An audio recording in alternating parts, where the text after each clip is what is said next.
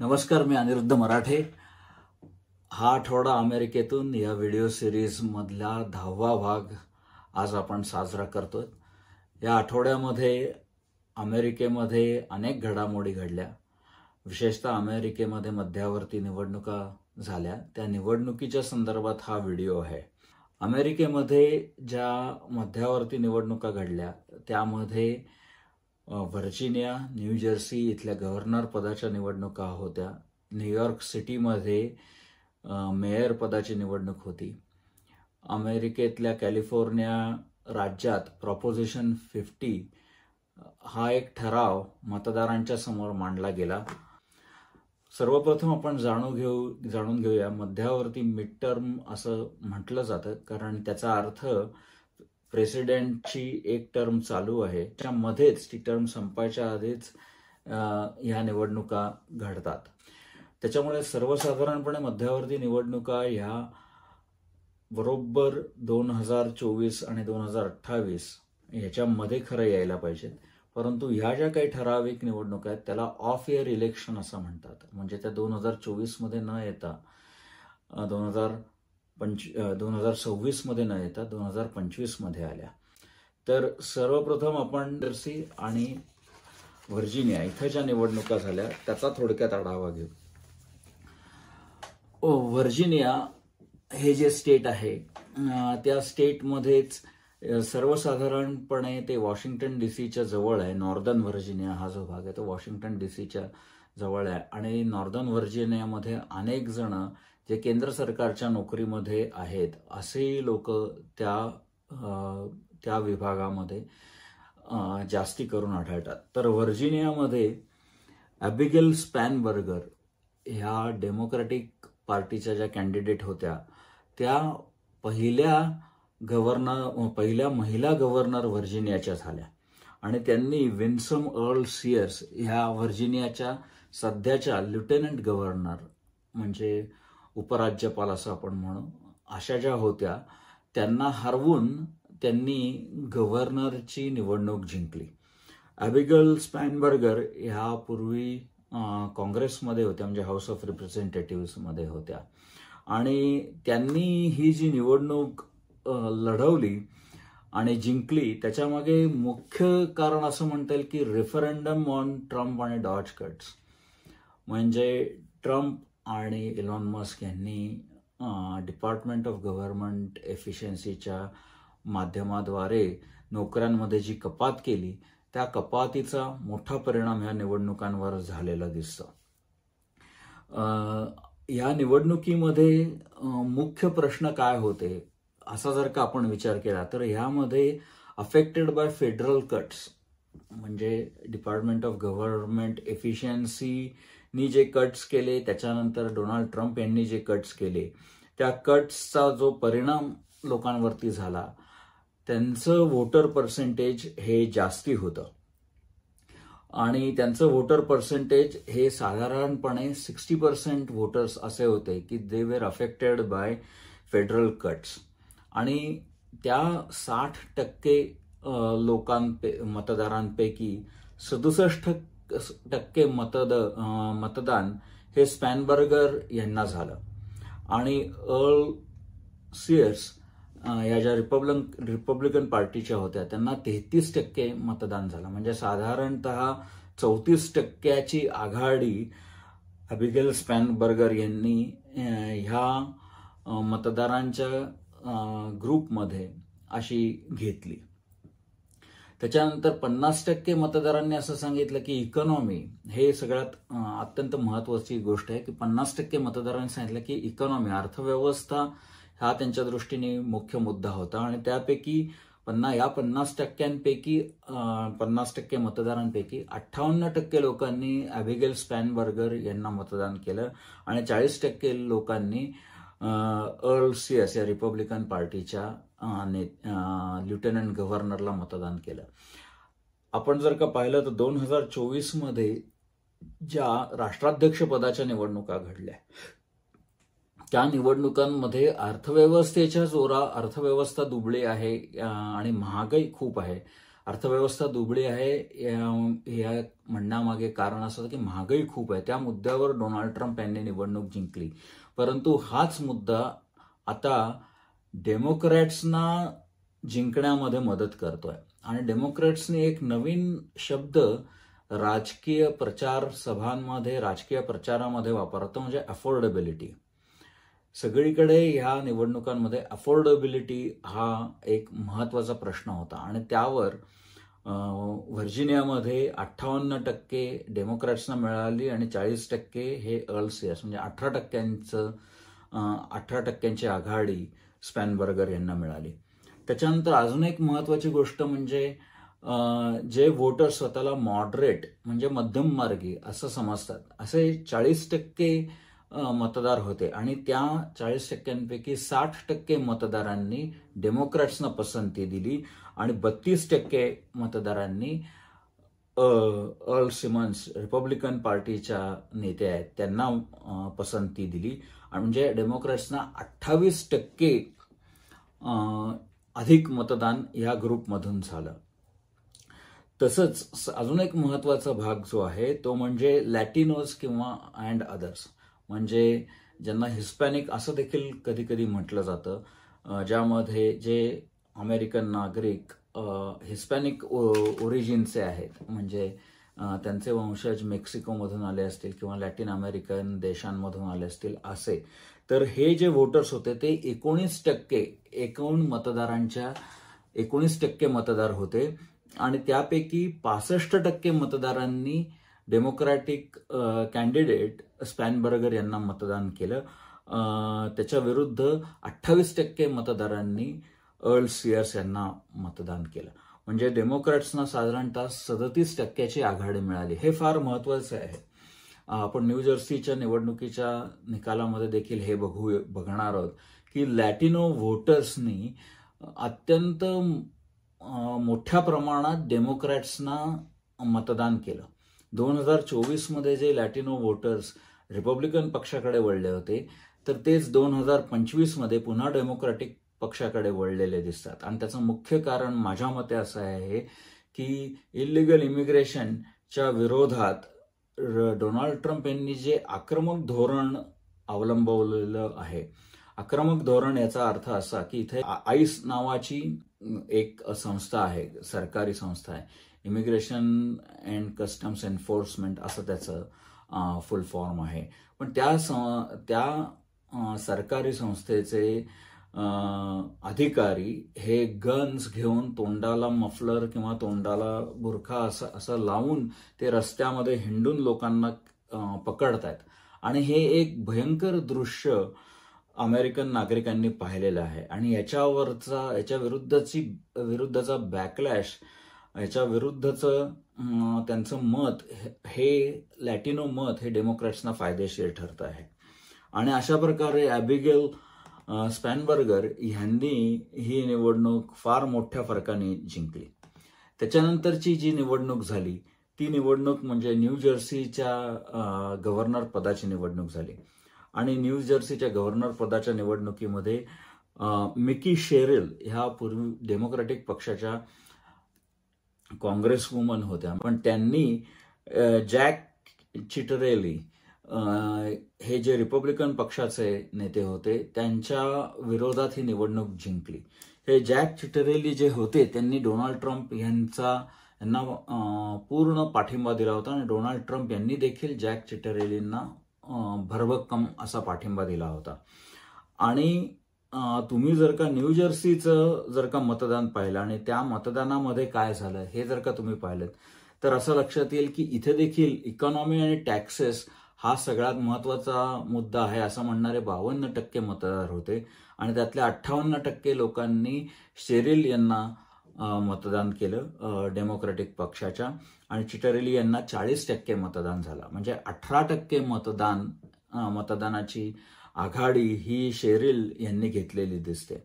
आणि ethics in government new जर्सीमध्ये हा अजून एक महत्वाचा मुद्दा मांडला गेला की एथिक्स इन गव्हर्नमेंट हे महत्वाचं आहे असं मानणारे 16% मतदार होते आणि त्यातले 65% लोकांनी शेरिल डेमोक्रॅटिक पक्षाच्या त्यांना मतदान केलं आणि 32% लोकांनी चिटरेली यांना मतदान केलं.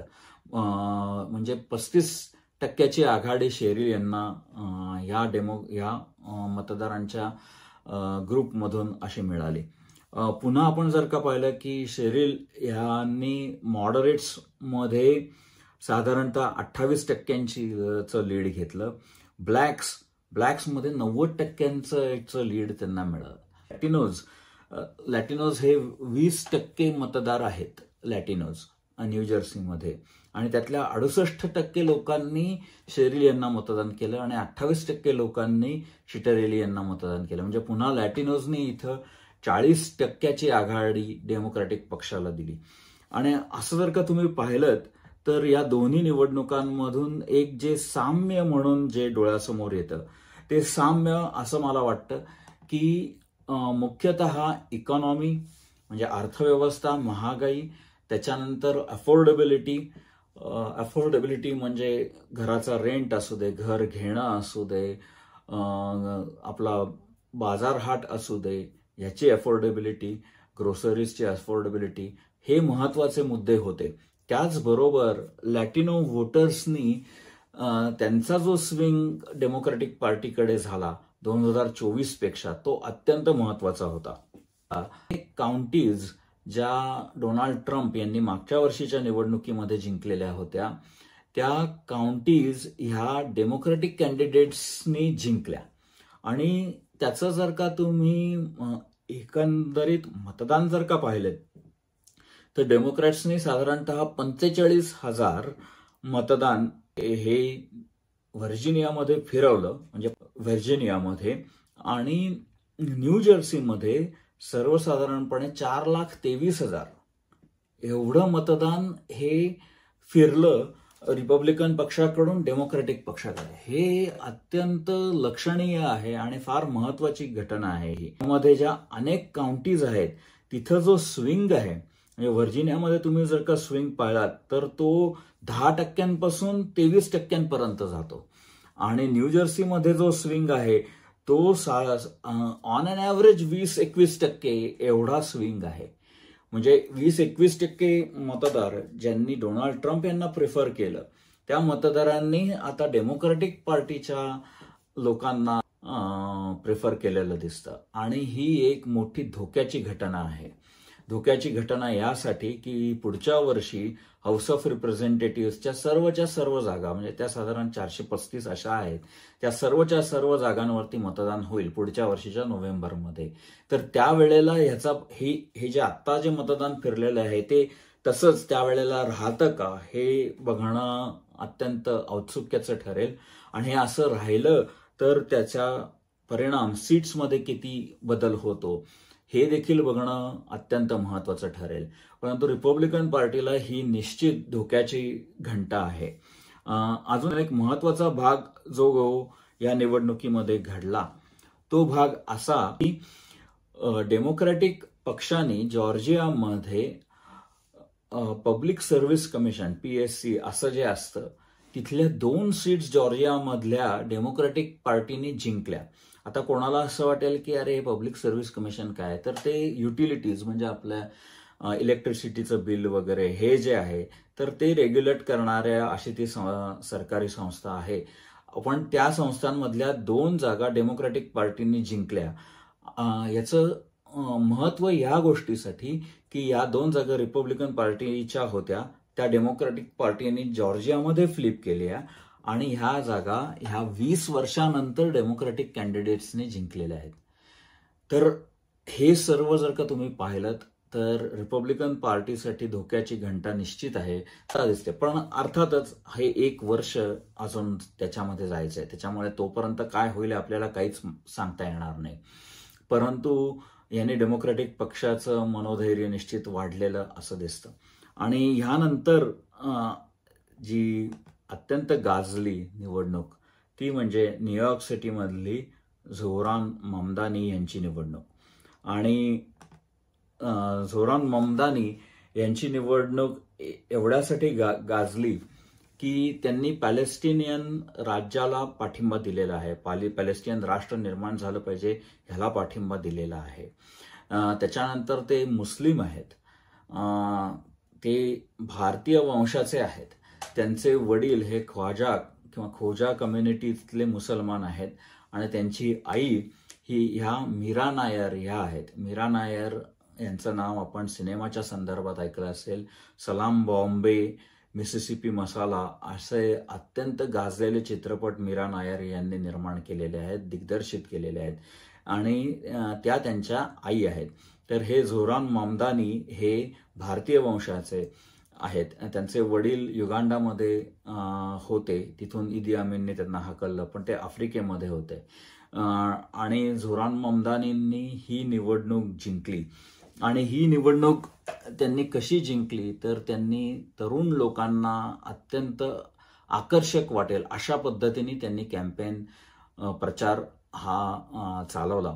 ते सर्व ठिकाणी जात होते, वेगवेगळ्या लोकांना भेटत होते आणि त्यांनी जी आश्वासनं दिली ती फार महत्वाची आहेत आणि त्या आश्वासनांमुळे निदान असं लोकांना वाटलं की कोणीतरी आपलं ऐकणारं असं या निवडणुकीमध्ये उभं आहे. उदाहरणार्थ न्यूयॉर्क सिटीमध्ये रेंट म्हणजे भाडं देऊन राहणं हे सर्वसाधारण माणसाला परवडणारं नाही हे निश्चित आहे. त्याच्यामुळे रेंटची अफोर्डेबिलिटी, त्याच्यानंतर डे केअरचा जो खर्च आहे तो $1000, $1500, $2000 पर्यंत देखील जाऊ शकतो आणि हे परवडणारं नाही. ट्रान्सपोर्टेशन देखील परवडणारं नाही. असं सगळं असल्यामुळे ममदानी यांनी हे मुद्दे उचलून धरले आणि ह्या मुद्द्यांवरती सर्वसामान्य जी लोक आहेत त्या सर्वसामान्य लोकांना हे अतिशय पटलं. तरुण मतदारांना असं आपण म्हणू, तरुण मतदारांना त्याचं आकर्षण विशेष होतं आणि ते ह्या निवडणुकीत दिसलं. पण ममदानी यांनी ज्यांना हरवलं ते होते न्यूयॉर्कचे भूतपूर्व गव्हर्नर अँड्र्यू कोमो. अँड्र्यू कोमो यांचे वडील हे न्यूयॉर्कचे गव्हर्नर होते. अँड्र्यू कोमो हे स्वतः न्यूयॉर्कचे गव्हर्नर होते. कोविडच्या काळामध्ये त्यांनी न्यूयॉर्कमध्ये चांगलं काम केलेलं होतं आणि त्यावेळेला त्यांची अशी रणनीती होती की ती कोविडच्या काळात केलेल्या कामाच्या जोरावर 2024च्या निवडणुकीमध्ये डेमोक्रॅटिक पार्टीतर्फे उभं राहायचं जर का बायडन उभे राहिले नाहीत तर, अशी त्यांची रणनीती होती. परंतु त्यांच्यावर त्यांच्याच कर्मचाऱ्यांनी म्हणजे त्यांच्या स्टाफमधल्या स्त्रियांनी आरोप केले की ते अनुचित प्रकारे स्पर्श करतात आणि त्याच्यातून त्यांना राजीनामा देऊन दूर व्हावं लागलं. आणि हे अँड्र्यू कोमो आपलं राजकीय पुनर्वसन करण्यासाठी न्यूयॉर्क सिटीच्या मेयरची निवडणूक लढवत होते. म्हणजे हे घराणं, कोमो घराणं हे न्यूयॉर्कमधलं अत्यंत बडं घराणं आहे राजकारणाच्या दृष्टीने. आणि ह्या अँड्र्यू कोमो यांनी इंडिपेंडंट, ते डेमोक्रॅटिक पार्टीचे होते पण त्यांनी इंडिपेंडंट अशी निवडणूक लढवण्याचं ठरवलं. तर ममदानी यांच्या समोर जे आव्हान होतं ते तितकंसं तगडं नव्हतं हेही आपल्याला मान्य करायला लागेल. कारण कोमो यांच्याकडे असलेलं बॅगेज ना कॅरी करायला लागत होतं आणि अशा परिस्थितीमध्ये ममदानी यांच्यासमोर तगडं आव्हान नव्हतं. हे नंतर तगडं आव्हान नव्हतं, परंतु सुरुवातीला मात्र ममदानींचं नाव कुठेच नव्हतं हेही लक्षात घेतलं पाहिजे. आणि तुम्ही जर का पाहिलं की या निवडणुकीमध्ये ममदानी कसे जिंकले तर cost of living and affordability हा महत्वाचा मुद्दा आहे असं सांगणारे 56% मतदार होते आणि या 56% मतदारांपैकी 62% मतदान हे ममदानी यांनी जिंकलं.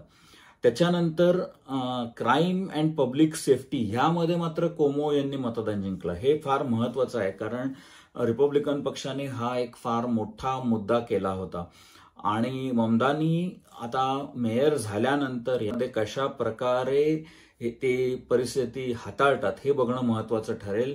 कारण तिथं अपयश आलं तर ममदानी यांचा मार्ग दुष्कर आहे हे नक्की. अफोर्डेबल हाऊसिंग 19% मतदारांना असं वाटलं की तो महत्वाचा मुद्दा आणि तिथे ममदानी यांनी 40% लीड कोमो यांच्या विरोधात घेतलं.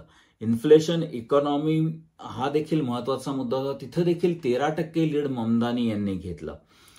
त्याच्यानंतर तुम्ही जर का पाहिलं की हिस्पॅनिक लॅटिनोज हे देखील ममदानी इथं यांनी 28% मतदान घेतलं. हिस्पॅनिक आणि लॅटिनोस हा एक महत्वाचा ग्रुप डेमोक्रॅटिक पार्टीपासून लांब गेला 2024 मध्ये आणि ज्याच्यामुळे कमला हॅरिस हारल्या हे निश्चित. आणि हे असं सगळं मतदान जे आहे ते ह्या प्रकारे स्प्लिट झालं आणि त्याचा ममदानी यांना जबरदस्त फायदा झाला आणि त्यांनी ही निवडणूक जिंकली. निवडणूक जिंकल्यानंतर ममदानी यांनी व्हिक्टरी स्पीच दिला. तर त्या स्पीचचं मी तरी वर्णन असं करेन की बोल्ड इन युअर फेस, सरळ सरळ तुमच्या तोंडावरती स्पष्टपणे बोलणं, अशा प्रकारचा तो स्पीच होता. होतं की त्यांनी जवाहरलाल नेहरूंचा उल्लेख ह्या स्पीचमध्ये त्यांनी केला. हे मला फार भावणारं होतं की त्यांनी जवाहरलाल नेहरूंचा उल्लेख या स्पीचमध्ये केला. त्यांनी असं म्हणलं की standing before you I think of the words of Jawaharlal Nehru. A moment comes but rarely in history when we step out from the old to the new, when an age ends and when the soul of nation long suppressed finds utterance. मला असं वाटतं जवाहरलाल नेहरूंनी जे पहिलं भाषण केलं त्यातला हा संदर्भ आहे. परंतु हा संदर्भ एखाद्या अमेरिकन निवडणुकीमध्ये नेहरूंचं नाव आणि नेहरूंचा स्पीच येणं हे भारताच्या दृष्टीने अत्यंत भूषणावह आहे असं मला वाटतं. तर आपण पुन्हा ममदानी यांनी इन युअर फेस जो स्पीच होता त्यांनी ट्रम्प आणि अँड्र्यू कोमो यांच्यावरती धडाकेबाज अशी टीका केली. आणि सर्वसाधारणपणे असं होतं, निवडणूक जिंकलेला माणूस जो असतो तो निवडणूक हरलेल्या व्यक्तीबद्दल बरं बोलतो, चांगलं बोलतो. पण ममदानी यांनी काय कोमोबद्दल बोललो ते आपण बघूया. My friends, we have toppled a political dynasty. Cuomo यांचे वडील गव्हर्नर होते म्हणून we have toppled a political dynasty. I wish Andrew Cuomo only the best in private life. बघा त्यांचं, तुम्ही युट्यूबवरती वगैरे तो व्हिडिओ बघा. पण कसं म्हटलंय, I wish Andrew Cuomo only the best in private life but let tonight be the final time I utter his name. इतक्या घणाघाती प्रकारे ममदानी यांनी कोमोवरती टीका केली की त्यांचं राजकीय जीवन संपूर्णपणे संपलेलं आहे हे ममदानी यांनी घोषित केलं. हे तसं बोल्ड आहे. त्याच्यानंतर त्यांनी डोनाल्ड ट्रम्पच्या संदर्भामध्ये देखील अनेक विधानं केली. If anyone can show a nation betrayed by Donald Trump how to defeat him, it is the city that gave rise to him. It is not only how we stop Trump, it's how we stop the next one. So Donald Trump, direct Donald Trump यांना उद्देशून, since I know you are watching, I have 4 words for you. Turn the volume up. असं सरळ सरळ त्यांनी कॅमेरामध्ये सरळ सरळ असं बघून त्यांनी म्हणलं टर्न द व्हॉल्यूम अप, म्हणजे आवाज वाढवा आणि ऐका मी काय बोलतोय ते. So hear me president Trump when I say this, to get to any of us you will have to get through all of us. आमच्यापैकी कोणाला एकाला पकडायचं असेल तर तुम्हाला आम्हा सगळ्यांना पकडायला लागेल. अशा प्रकारे त्यांनी ही धाडसी विधानं केली. त्याच्यामुळे त्यांचा जो व्हिक्टरी स्पीच होता तो देखील गाजला. आणि यामध्ये आपण एक लक्षात घेतलं पाहिजे की निवडणुकीच्या भरामध्ये जिंकणाऱ्या लोकांना अत्यंत अभिमान किंवा आत्मविश्वास असं वाटू शकतो आणि हरणाऱ्या लोकांना अत्यंत वेदना होऊ शकतात. हे अगदी नॉर्मल आहे. परंतु जिंकणाऱ्या लोकांवरची जबाबदारी ह्यासाठी वाढते की त्यांनी जे काही प्रॉमिस केलेलं आहे, त्यांनी जी काही आश्वासनं दिली आहेत ती त्यांना पूर्ण करता आली पाहिजेत. आणि ते एक मोठं अवघड काम हे ममदानी यांना आहे. कारण ममदानी यांनी जी काही आश्वासनं दिली त्यातलं महत्वाचं आश्वासन म्हणजे फ्री बस सर्व्हिस, त्याच्यानंतर फ्री चाइल्ड केअर सर्व्हिस, हे सगळं फ्री हे जे आहे. मग पैसा कुठून येणार? तर त्यांनी बिलियनर्सवरती टॅक्स वाढवायचा, कॉर्पोरेशन्सवरती टॅक्स वाढवायचा, अशी प्रपोजल्स दिलेली आहेत. परंतु एक लक्षात घेतलं पाहिजे की ही जी प्रपोजल्स आहेत त्याला सिटी काउन्सिलची किंवा स्टेट गव्हर्नमेंटची देखील परवानगी लागते. सिटी काउन्सिलची परवानगी लागते, तिथे काउन्सिलमन्स अनेक असतात. आणि त्यांचं कोअलिशन बांधणं हे एक महत्त्वाचं काम त्यांच्यासमोर राहील. त्यामध्ये ते किती यशस्वी होतात हे बघणं हे फार महत्त्वाचं ठरेल. आणि ममदानी किती यशस्वी होतात किंवा यशस्वी होत नाहीत ह्याचा काही परिणाम पुढच्या वर्षीच्या मध्यवर्ती निवडणुकांवरती होईल का? मला स्वतःला असं वाटतं की तो निश्चित होईल. कारण डेमोक्रॅट्सकडे जी एनर्जी आहे, जी ऊर्जा आत्ता आहे, ती ह्या अशा गोष्टींमुळे आहे. परंतु सर्व गोष्टी फुकट देणं हे शहराच्या प्रशासनाला ते शक्य नसतं, राज्याच्या प्रशासनाला ते शक्य नसतं. फेडरल गव्हर्नमेंटला शक्य आहे कारण ते पैसे प्रिंट करू शकतात, ते बॉरो करू शकतात. परंतु हे शहर आणि राज्य यांना ते शक्य नसतं. तर अशा संदर्भात ममदानी हे कशा प्रकारे आपली आश्वासनं पूर्ण करतात हे बघणं देखील अत्यंत महत्त्वाचं ठरेल. तर ह्या अशा निवडणुका घडल्या आणि ह्या निवडणुका अत्यंत म्हणजे सुरुवातीला मला असं वाटत होतं की या निवडणुका अत्यंत चुरशीच्या अशा होतील, परंतु या निवडणुका एकतर्फी ठरल्या. त्याच्यानंतर आपण एक कॅलिफोर्नियातली निवडणूक जी होती प्रॉपोजिशन 50 त्याबद्दल आपण बोलूया. प्रॉपोजिशन 50 मी मागच्या काही व्हिडिओजमध्ये सांगितलं की टेक्सासने रिडिस्ट्रिक्टिंग करून रिपब्लिकन पक्षाच्या 5 जागा हाऊस ऑफ रिप्रेझेंटेटिव्हमध्ये कशा वाढतील हे बघण्यासाठी त्यांनी रिडिस्ट्रिक्टिंग केलं. कॅलिफोर्नियामध्ये रिडिस्ट्रिक्टिंग करायचं असेल सेन्ससच्या अगोदर तर त्याच्यासाठी वोटर्सची परवानगी हवी होती. आणि गॅव्हिन न्यूसम हे कॅलिफोर्नियाचे जे डेमोक्रॅटिक गव्हर्नर आहेत त्यांनी हे प्रपोजल मतदारांसमोर ठेवलं होतं की आपण रिडिस्ट्रिक्टिंग केलं पाहिजे की जेणेकरून 5 जागा डेमोक्रॅटिक पक्षाच्या वाढतील. यासाठी त्यांनी हे हा मुद्दा मतदारांसमोर ठेवला होता आणि तो मुद्दा मतदारांनी उचलून धरला. आता यामध्ये 2 गोष्टी लक्षात घेतल्या पाहिजेत. कॅलिफोर्नियामध्ये 2025 म्हणजे ऑफ इयर इलेक्शन आहे ही, आणि ही रिडिस्ट्रिक्टिंगसाठी आहे, गव्हर्नरसाठी वगैरे नाही. अशा वेळेला देखील मतदानाच्या रांगा लागलेल्या होत्या.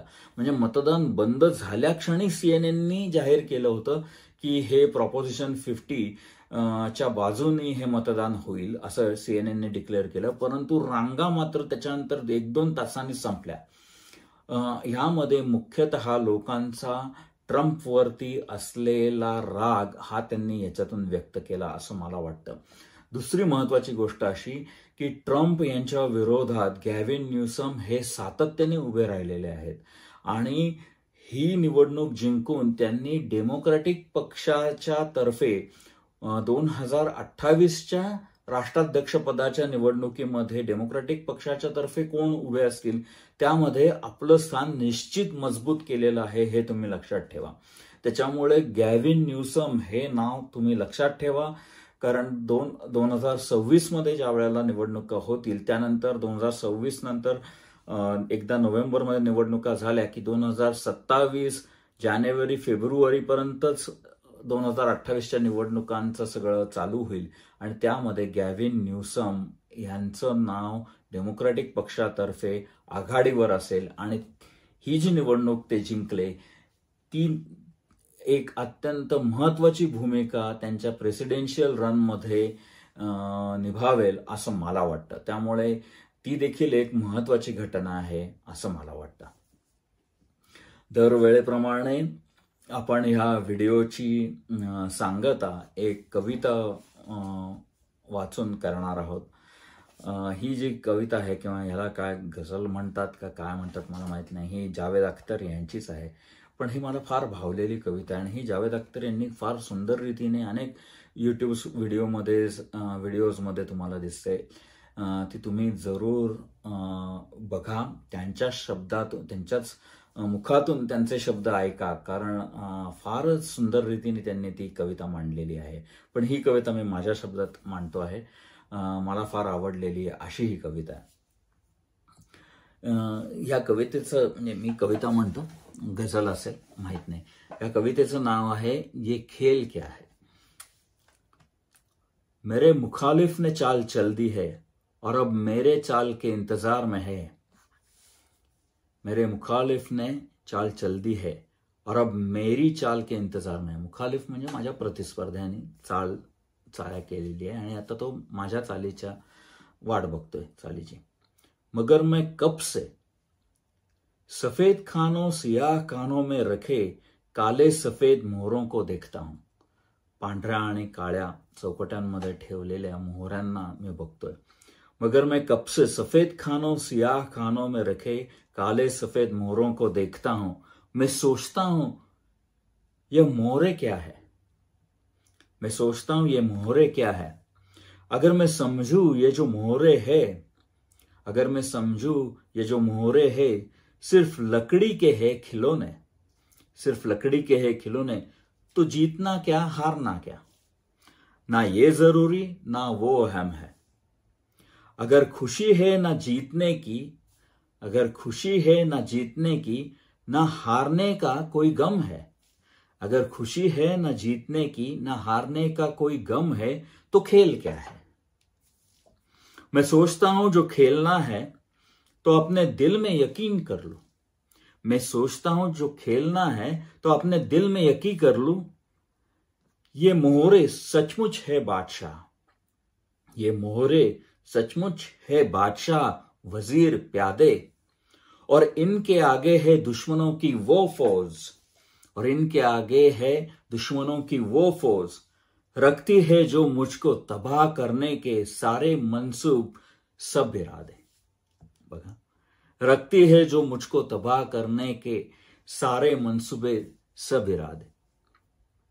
मगर मैं ऐसा मान भी लूं, मगर मैं ऐसा मान भी लूं तो सोचता हूं ये खेल कब है. कारण हे मला जर का तबाही करण्याचे जर का मनसुबे असतील त्यांचे, तर माझ्यात खेळ कसं काय म्हणता येईल, नाही का. मगर मैं ऐसा मान भी लूं तो सोचता हूं ये खेल कब है. यह जंग है मुझको जीतना है, ये जंग है मुझको जीतना है, ये जंग है जिसमें सब जायज, ये जंग है जिसमें सब जायज. कोई यह कहता है जैसे मुझसे यह जंग भी है यह खेल भी है, यह जंग भी है यह खेल भी है. यह जंग है पर खिलाड़ियों की, सैनिकांची नाही. बघा, यह जंग है पर खिलाड़ियों की, यह खेल है जंग की तरह का. हा खेळ जो आहे पण तो युद्धासारखा खेळ आहे. यह जंग है पर खिलाड़ियों की, यह खेल है जंग की तरह का. मैं सोचता हूं जो खेल है इसमें इस तरह का उसूल क्यों है. याच्यामध्ये हे अशा प्रकारचे नियम काय. इसमें इस तरह का उसूल क्यों है कि कोई मोहरा रहे कि जाए, कि कोई मोहरा रहे कि जाए, मगर जो है बादशाह उस पर कभी कोई आज भी ना आए. मगर जो है बादशाह उस पर कभी कोई आज भी ना आए. वजीर है, वजीर ही को है बस इजाजत, वजीर ही को है बस इजाजत, कि जिस तरफ भी वो जाना चाहे, कि जिस तरफ भी वो जाना चाहे. आपल्याला माहिती आहे वजीर कसंही जाऊ शकतो. मैं सोचता हूं जो खेल है, मैं सोचता हूं जो खेल है इसमें इस तरह का उसूल क्यों है. इसमें इस तरह का उसूल क्यों है कि प्यादा जो अपने घर से निकले, कि प्यादा जो अपने घर से निकले पलट के वापस न जाने पाए, पलट के वापस न जाने पाए. सगळ्या खेळातल्या सगळ्या प्याद्यांची हीच परिस्थिती असते. इसमें इस तरह का उसूल क्यों है कि प्यादा जो अपने घर से निकले पलट के वो वापस न जा पाए. मैं सोचता हूं अगर यही उसूल है तो फिर उसूल क्या है. मैं सोचता हूं कि अगर यही उसूल है तो फिर उसूल क्या है. अगर यही खेल है तो फिर यह खेल क्या है. मैं इन सवालों से जाने कब से उलझ रहा हूं. मैं इन सवालों से जाने कब से उलझ रहा हूं. मेरे मुखालिफ ने चाल चल दी है और अब मेरी चाल के इंतजार में है. मला अत्यंत आवडणारी अशी ही कविता आहे. आपल्या सगळ्यांना ही आवडली असेल. विचार करायला लावेल अशी ही कविता आहे. याचा आस्वाद आपण सगळ्यांनी घ्यावा. 10 व्हिडिओज मी करू शकलो आत्तापर्यंत. मध्ये 2-3 आठवडे मी व्हिडिओज करू शकलो नव्हतो. म्हणजे साधारणतः 13 आठवडे आपण असं धरू, 13-14 आठवडे हा उपक्रम मी चालवला आणि हा पुढे देखील चालवायचा आहे. परंतु एक टप्पा असं आपण म्हणू की मी पार केला की 10 एपिसोड्स ह्या निमित्ताने केले. दर वेळेप्रमाणे मी ह्या व्हिडिओजची सांगता जी टॅगलाईन वापरून करतो, ती टॅगलाईन मी आता परत आपल्याला सांगतो की the truth is always at the source. The truth is always at the source. नमस्कार.